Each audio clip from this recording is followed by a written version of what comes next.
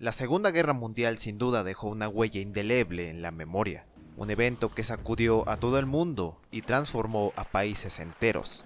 Entre ellos, quizás, el que más se recuerda con dolor pero también con ilusión, es el caso de Japón.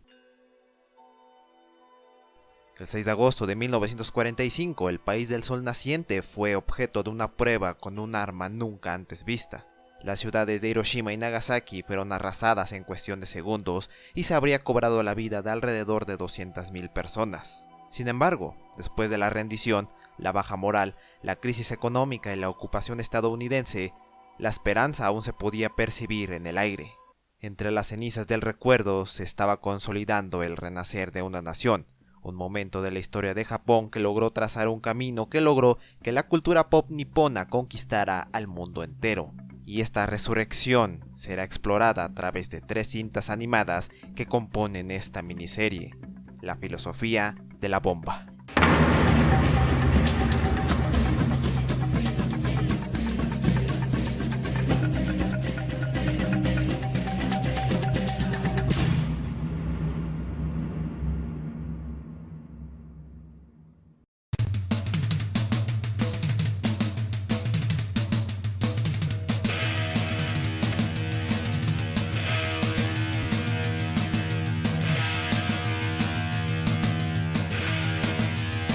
Mientras Estados Unidos se encontraba luchando contra su propia paranoia y recomendaba a sus ciudadanos inútiles maneras de eludir la bomba soviética, Japón intentaba no pensar en lo que le dejó. De hecho, el mundo entero estaba empezando a luchar consigo mismo. Los jóvenes de la nueva generación, los denominados baby boomers, estaban poblando las calles y empezando a luchar en forma de activismo social que buscaban una satisfacción de los gobiernos de sus respectivos países liderados por una generación que en términos demográficos fueron llamados la generación silenciosa. La denominada contracultura se le conoció a un movimiento social que obtuvo relevancia entre los años 60 y 70 en países como Estados Unidos, que no solo protestaban contra la violencia racial, el autoritarismo o el sinsentido de la guerra de Vietnam, sino que impulsaban los primeros movimientos feministas y la libertad de expresión y la revolución sexual. Sin embargo, estos intentos de cambio parecían únicamente enfocados en el mundo occidental, más específico aún en Estados Unidos y Europa. A pesar de que en Asia las protestas sociales también podían verse, pero evocadas a su contexto único. Por ejemplo, en China pasaría a la posteridad una imagen de un hombre anónimo parado en medio de una calle en Pekín, sujetando la bolsa de la compra y haciendo frente a una fila de tanques dispuestos a ejercer la fuerza bruta sobre manifestantes en la plaza de Tiananmen en 1989. Una imagen que rápidamente adquiriría un simbolismo en Occidente sobre la lucha democrática en un país autoritario como lo es China. Mientras que en Corea del Sur el episodio más reconocido y por consiguiente el más adolecido por la generación rebelde del país ocurrió entre los días 18 al 27 de mayo de 1980, en el que se cree que hasta un saldo de 2.000 personas habrían perdido la vida en un intento por derrocar la dictadura de Chun Doo-hwan, un evento llamado la masacre de Gwangju. Pero, ¿qué pasaba en Japón donde nunca hubo como tal una dictadura equivalente como sus vecinos?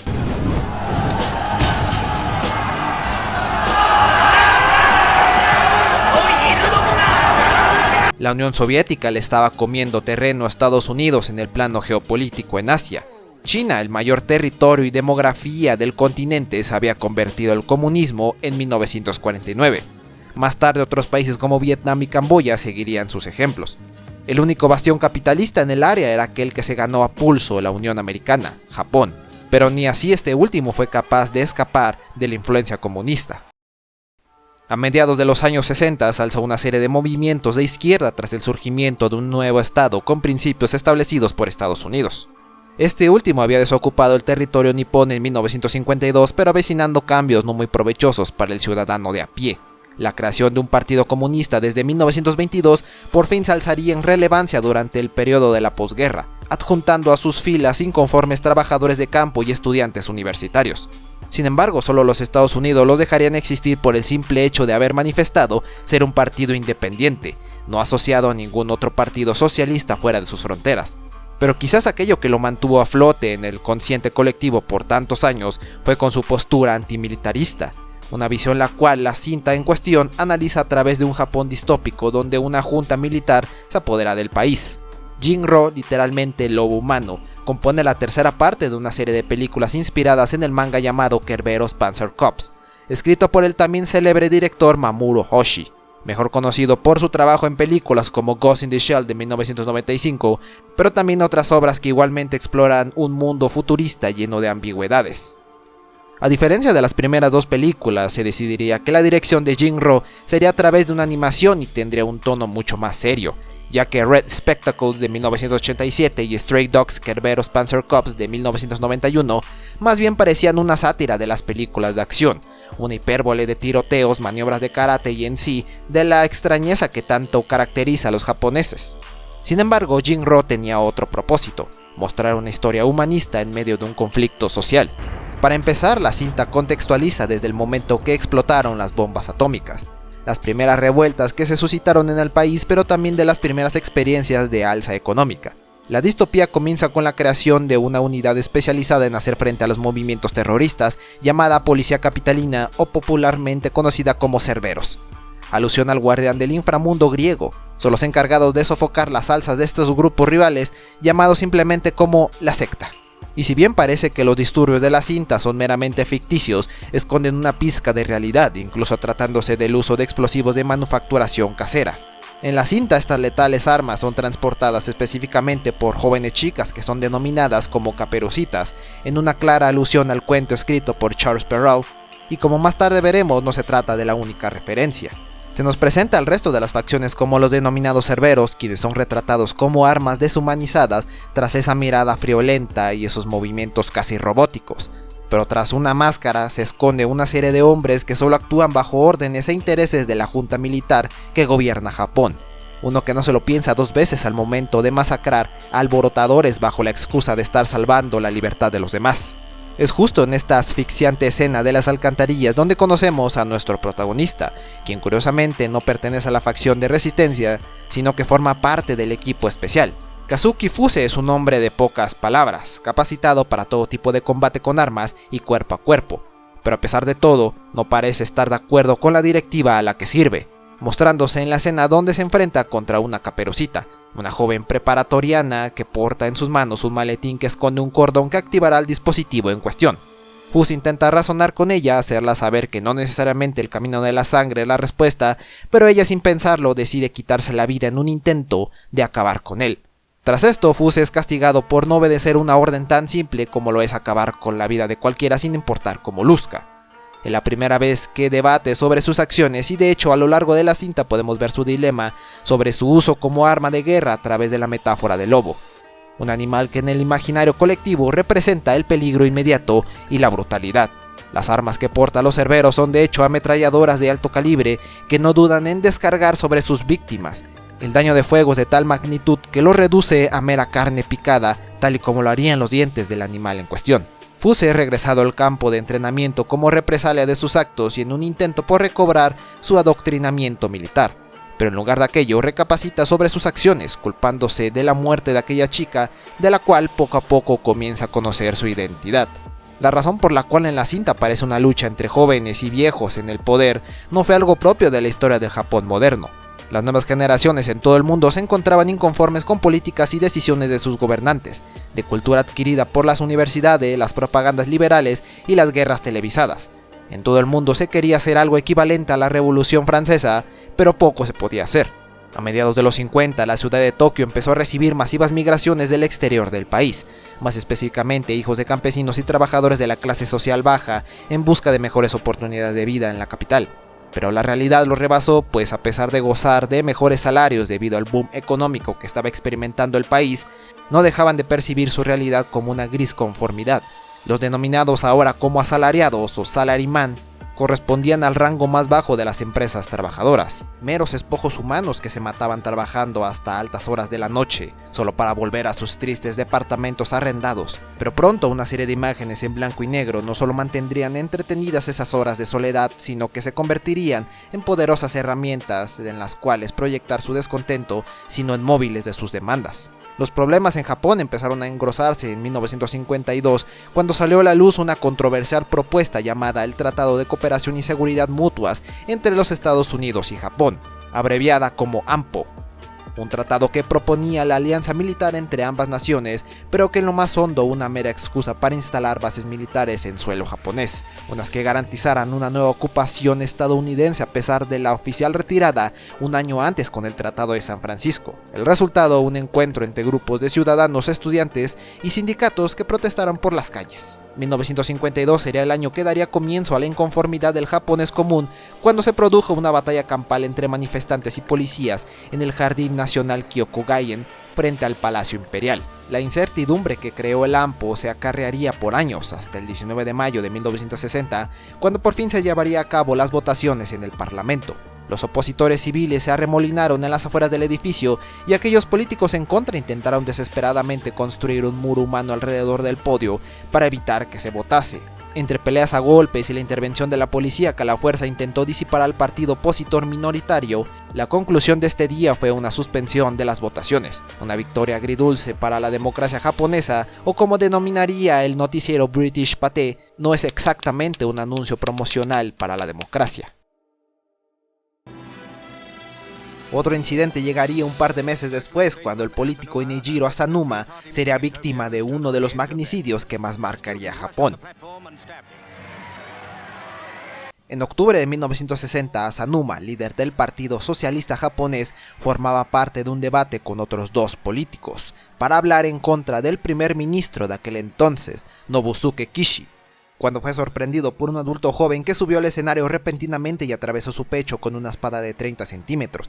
Un suceso mediático captado por las cámaras de televisión. El responsable del crimen era un chico de 15 años llamado Otoya Yamaguchi, que tras ser arrestado declararía haber salvado a Japón del comunismo. Un mes después se quitaría la vida colgándose de su celda. Tras el incidente, el Partido Socialista de Japón se dividiría en diferentes facciones conservadoras y de izquierda. Ante este evento y lo que le seguía, el gobierno empezó a prestar atención a diferentes colectivos radicales y de corte comunista. Sí, no solo tenían que lidiar con los anticomunistas. La Federación Japonesa de Asociaciones Estudiantiles, o en japonés abreviado como Sengakuren, estaba formado por estudiantes universitarios evidentemente, pero también obreros que durante años fungieron como la principal oposición del primer ministro Nobusuke Kishi en temas del continente en los que involucraba a Japón a través de Estados Unidos, como su oposición a que los nipones prestaran su ayuda durante la Guerra de Corea, siendo una de las principales hazañas el impedir que Kishi lograra salir del país con la intención de firmar el Tratado del AMPO. Abarrotaron las calles y los interiores del Aeropuerto Internacional de Tokio. A pesar de todo esto, aún el país se mantenía en calidad de olla de presión sin estallar. Faltaban años para que las cosas se calmasen. Quizás la imagen de la joven que se inmoló frente a los ojos de Fusen fue una clara inspiración al fervor que tenía la juventud japonesa sobre las ideas liberales. Tras ello aparece otra chica que se presenta como la hermana mayor, Kei Amemiya, otra joven que a lo largo de la cinta nos enteramos también trabaja como parte de la secta, una aparentemente distante de todo este mundo lleno de violencia, pero a pesar de todo esto, al menos para el protagonista, ella no significa la respuesta a su necesidad de escape al vértice de maldad en el que se encuentra sumergido. Jinro constantemente se encuentra haciendo analogías desde la representación libre de la historia de Caperucita y la imagen del lobo. Kazuki Fuse sabe que de mantener su relación sentimental con un alma tan inocente como Kei, tarde o temprano la orillará a sucumbir a los colmillos del resto de su jauría, o peor aún, a los suyos, a pesar de mantener una actitud de no lastimar a nadie nunca más. La intención original en la obra de Perrault era mostrar a través de una moraleja cruda pero realista los peligros del mundo exterior, sobre todo para las pequeñas infantes que en el imaginario colectivo representaban la inocencia más pura. Ya sea en esta versión o en la posterior de los hermanos Grimm, el lobo siempre es la encarnación para la maldad. Un ser carnívoro que mira por su propio interés, tal y como los peligros que se siguen viviendo cuando hombres inestables actúan en sociedad bajo una máscara para satisfacer oscuras perversiones. Eso justamente buscaba el cuento de Caperucita Roja, el aleccionamiento de las mujeres para cuidarse de cualquier malvenido. Kei, a pesar de saber del mundo en el que se está metiendo, ella solo espera un futuro mejor y un hombro en el que sostenerse. Una intención sorprendentemente entendible, sobre todo en momentos de incertidumbre. Los años de rebeldía mantenían a la sociedad alerta en todo momento, deprimidos o desilusionados. El boom televisivo de obras como Astro Boy de Osamu Tezuka dio el pistoletazo de salida para un medio de expresión, pero sobre todo comercial, que no haría otra cosa más que crecer en el país, la industria del anime. Pero antes de llegar a televisarse Astro Boy o Mighty Atom, Como se le conoció en un principio, empezó siendo un manga. Esta expresión artística no es más que meramente el cómic hecho en Japón, aunque a diferencia de su homólogo occidental, el manga nace como la respuesta popular a disciplinas del pasado como el arte gráfico japonés, pero también como un medio para expresarse. Las personas con cierta habilidad para dibujar podían fácilmente vender sus trabajos en bibliotecas locales, las cuales aceptaban el material en un intento por reabastecer las pérdidas de la guerra. Así, el alquilar manga pronto se volvió una alternativa de entretenimiento mucho más barata que ir al cine, algo que cayó de perlas para los salaryman que, alejados de sus familias y su pueblo natal, decidían quedarse refugiados en sus pequeños departamentos en lugar de enfrentarse a la caótica Tokio de los años 60. Frederick Bergham, psiquiatra estadounidense, publica en el año 1954 un libro llamado La seducción del inocente, un manifiesto sobre los supuestos daños nocivos que los medios de comunicación podrían tener sobre las masas, especialmente niños. Y entre el contenido, una especial crítica a la industria del cómic estadounidense que finalmente condujo a que el Congreso del país desarrollara un medio de censura en las historietas en un intento por salvaguardar la salud mental de los lectores, llamada burdamente como Código de Cómics. Una acción que solo hizo por años que grandes historias tardaran en llegar o que simplemente se perdieran por culpa de la censura. El manga durante esos años rebasó en calidad de historias a la industria estadounidense al no existir comités que prohibieran que cualquier tipo de historias se escribieran e ilustraran, y esa simple diferencia dio origen a la era del Gekiga. Por su traducción, imágenes dramáticas se convirtió en la alternancia cultural del tradicional manga. A pesar del hito que estableció Tezuka con sus obras, su estilo comenzaba a serle ajeno a una nueva generación en donde las imágenes alegres y caricaturescas no representaban en lo absoluto la realidad.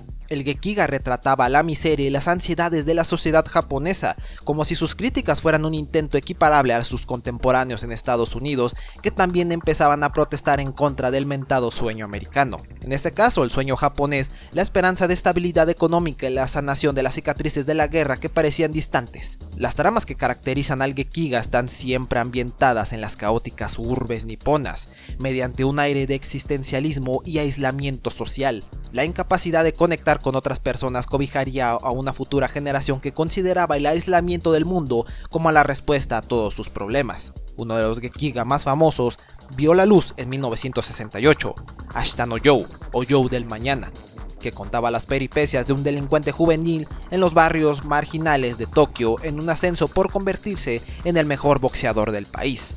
Lo que en un principio era solo un simple manga deportivo parecía haber llegado en el momento adecuado, cuando las dificultades de la posguerra se veían a través de los paneles de pelea de Joe como una metáfora de la lucha social. El dibujo a trazos poco estilizado que iban orientados a mostrar la brutalidad de los encuentros sobre el ring ofreció una antípoda a lo que comúnmente acostumbraban mangas como los de Tezuka.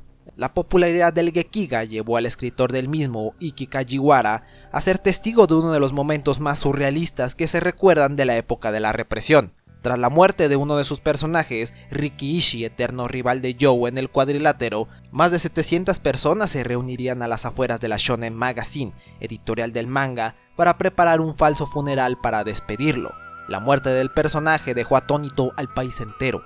Niños que leían el manga le mandaban constantes cartas al autor para reprocharle por haber matado a Rikiishi. Como sea, la relación entre el creciente mercado de historias impresas y las turbulentas épocas dejaron en evidencia que las imágenes de inspiración podían salir de cualquier lado. Así, y tras un largo misterio dentro de Jinro, se descubre que Fuse es miembro de una resistencia denominada como la Brigada del Lobo, una que en un principio es tratado como algo posiblemente inexistente debido a lo poco que se sabía, pero resulta ser tan hermética que la policía capitalina la tenía tan de cerca que el enfrentamiento final no lo vieron siquiera venir.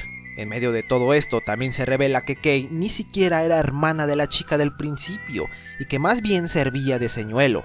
A pesar de todo, ella teme ser abandonada por la única persona que le ha importado. Ahora anhela un futuro, pero Fuse se rehúsa. Mientras se pone su armadura por última vez, debate internamente si terminar de perder su humanidad con este último asalto. Kei representaba para él la poca que le quedaba y para evitar cualquier posible nueva amenaza al final decide por fin obedecer una última orden y acabar con la vida de aquella única persona que llegó a ver su humanidad. Haya sido por esto último o como una misericordia de ahorrarle a ella un destino aún peor, De todos modos, su misma unidad se encontraba al acecho y dispuestos a terminar las órdenes, porque Fuse, al igual que todos, parece vivir un engaño disfrazado de la posibilidad de elegir un destino. Mientras tanto, en el Japón sesentero, los problemas con el AMPO no eran lo único que enojaba a las personas. Se suscitó una nueva serie de roces entre estudiantes y el gobierno. Una protesta en 1964 lo empezó cuando se presenció a un submarino nuclear estadounidense alojado en el puerto de Yokosuka. Y en 1967 el polvorín social creció cuando un incidente que involucraba la explosión de un tren cisterna en la estación de Shinjuku les dejó claro a los nipones que estaban viviendo una era de neoocupación americana, pues aquel tren iba destinado a suplir los aviones militares durante la guerra de Vietnam. Una vez más, su nación era cómplice de la guerra. 2 meses después, una secta de Sengakuren asaltó el aeropuerto de Haneda para evitar que el ministro de ese entonces, Eisaku Sato, pudiera visitar Saigón, capital vietnamita ocupada por las fuerzas estadounidenses. Un equipo de antidisturbios trató de disipar a una fuerza de 2000 estudiantes que iban vestidos con cascos de construcción y armados con tablones de madera. Aquel día había culminado con cerca de 700 personas heridas, un profesor muerto y 300 arrestos. En 1968 nuevamente habría disturbios, empezando con el saqueo de la estación de Shinjuku y la toma de los edificios de las universidades de Tokio y Nihon. En 1969, más de 8000 policías antidisturbios lucharían contra una lluvia de cócteles molotov, botellas de ácido y piedras para recuperar las instalaciones escolares, intentando sortear las barricadas puestas por los estudiantes. La batalla duró 10 horas y culminó con el arresto de 370 estudiantes. Aquellos luchadores sociales solo eran el resultado de su descontento. La generación de la rebeldía, de los que no les tocó vivir la época de la escasez y la guerra, tenían otras cosas por las cuales preocuparse. Habían sido condicionados desde la niñez a la excelencia académica, a desvelarse por días enteros estudiando para tener la mínima posibilidad de entrar a la universidad, a esforzarse hasta el cansancio para convertirse en personas de bien en una sociedad que les exigía ser funcionales en el nuevo Japón. Pero las altas tasas de natalidad que experimentó el país y por consecuente la alta demanda en universidades dejaría fuera a un centenar de ellos, quienes no les quedó de otra más que ser estigmatizados como mediocres, patéticos, disfuncionales para su país. Mientras que aquellos que sí lograron entrar estarían sometidos a compartir aulas apretujadas de estudiantes y cuando se graduaran ni así la tenían fácil para conseguir un trabajo. Las frustraciones serían sublimadas en posteriores fenómenos sociales en el país, como los hikikomori que renunciaban a sus vidas, el contacto humano y las responsabilidades, y otros más encontrarían el consuelo en el mundo de anime y mangas. La generación que antecedió a los baby boomers, la generación silenciosa, fueron llamados así debido a la falta de movimientos sociales que sirvieran para realzar sus voces. Ni en épocas tan viles como la Gran Depresión en Estados Unidos consideraron que era prudente hablar. Aquel obstáculo que les otorgó esa descripción se llamaba macartismo, un término acuñado por el senador republicano Joseph McCarthy y que era designado para libremente acusar de desleales o antipatriotas a aquellos que iban en contra del gobierno, en un contexto donde ser acusados de comunistas en la tierra de la libertad, como América, era lo mismo que ser condenados a la hoguera de las brujas de Salem. Mamoru Oshii, director de Jinro, también formó parte de estos colectivos de la revolución. Era solo un jovencito de preparatoria cuando sintió la imperiosa necesidad de hacerse oír, pero no mediante las corrientes filosóficas del Sengakuren. Mencionaría en una entrevista del año 2016 que en realidad a los suyos no les importaba la filosofía marxista, solo querían destrozarlo todo. Pero para personas que lo querían destrozar todo, aún se podía ir más allá. Luego de que el AMPO se hiciera una realidad, las sectas del Sengakuren pronto empezaron a disiparse, y aquellos que aún creían en la posibilidad del cambio empezaron a racionalizarlo a través del uso de la fuerza. Es así que se crearon verdaderos grupos terroristas cuya ideología, por más extrema, parecía estar construida con el viejo dicho de que el fin justifica los medios. Así nacieron algunos como el Frente Antijaponés de Asia Oriental, cuyo líder, Masashi Daidouji, orquestó una serie de ataques a diferentes centros budistas que albergaban los restos de criminales de guerra. Sus intenciones a través de un corte socialista buscaba desaparecer el gobierno de Japón al considerarlos unos encubridores del pasado y en su lugar vanagloriarlos. También intentaban reivindicar a los pueblos olvidados como los Ainu al norte de Japón, que eran tratados como ciudadanos de segunda, y al pueblo coreano que sufrió por años la cruenta ocupación japonesa. Sus objetivos principales iban orientados al derrocamiento capitalista pero también imperial. como una ocasión donde intentaron volar un puente sobre el cual viajaba en tren el emperador Hirohito. La misión fracasó, por la bomba que plantaron en las oficinas centrales de Mitsubishi en 1974. Otro grupo llamado el Ejército Rojo Japonés se convertiría en uno de los más prolíficos del país, a pesar de que la mayoría de sus acciones las harían afuera de sus fronteras. La fundadora Fusaku Shigenobu pasaría a la historia por masacres como la ocurrida el 30 de mayo de 1972 en el aeropuerto de Lod, en Israel. 2 años antes, el 31 de marzo de 1970, un grupo de 9 personas, 8 hombres y una mujer, abordaron un vuelo del Japan Airlines en el aeropuerto de Haneda con dirección a la ciudad de Fukuoka. Luego del despegue, el grupo desenvainó unas katanas que habían metido de contrabando, pero también una bomba casera. Luego de aterrizar en Fukuoka, el grupo liberó a 129 pasajeros y obligaron a los pilotos a emprender un nuevo viaje hasta Seúl, donde el resto de rehenes serían liberados. El vuelo emprendió un nuevo viaje, esta vez hasta Pyongyang, capital de Corea del Norte, y de ahí se esperaba otro hasta Cuba, pero luego del aterrizaje, inesperadamente para las autoridades norcoreanas, se les prohibió irse. Uno de ellos moriría en un intento de escape, otros 2 lograrían fugarse solo para regresar en calidad de criminales a las cárceles japonesas, y los 6 restantes nunca se les volvería a ver. Pasarían el resto de sus días dentro del país más hermético del mundo. Uno de los integrantes, luego de pasar 18 años en prisión, Takaya Shiomi, rememoraría a aquellas personas con las que hizo el atentado. También eran sus amigos y que en sus ratos libres les gustaba leer la Shonen Magazine y el Manga Sunday, siendo quizás el favorito de ellos Ashita no Joe.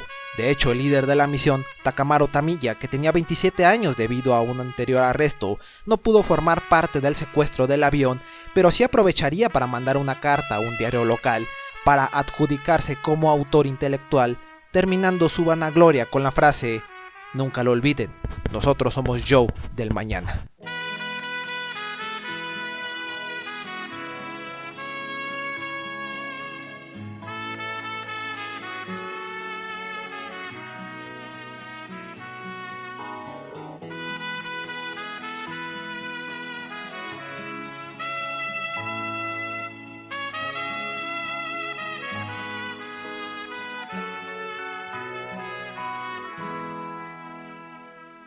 La expresión del anime, manga y narrativa ilustrada fue algo que inadaptados y rebeldes abrazaron como parte de su medio.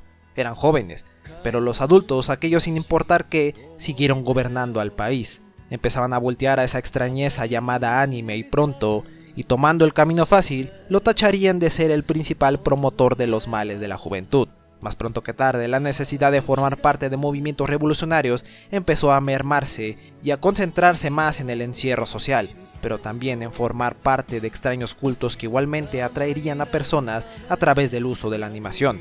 El Japón, que crecía económicamente sin parar y a ratos se caía, también era algo que la civilización tenía presente. Pronto, el convertirse en la segunda potencia capitalista del mundo solo haría que los demás temieran a lo que fueran capaces de hacer. Ahora todos querían conocer el suyo y sus productos. Mientras tanto, el fanatismo por esas maravillosas historias continuaría, sobre todo cuando en 1957 la Unión Soviética, enemigo jurado del aliado de Japón, lanzara el primer satélite artificial, el Sputnik, una noticia que daría origen a la denominada carrera espacial entre las dos superpotencias nucleares para ver quién alcanzaba primero las estrellas. Mientras tanto, Japón se quedaría en la Tierra, pero viendo con anhelo el firmamento nocturno, pues de ahí se nutriría para las más grandes fantasías, pero también pesadillas de su principal medio de expresión.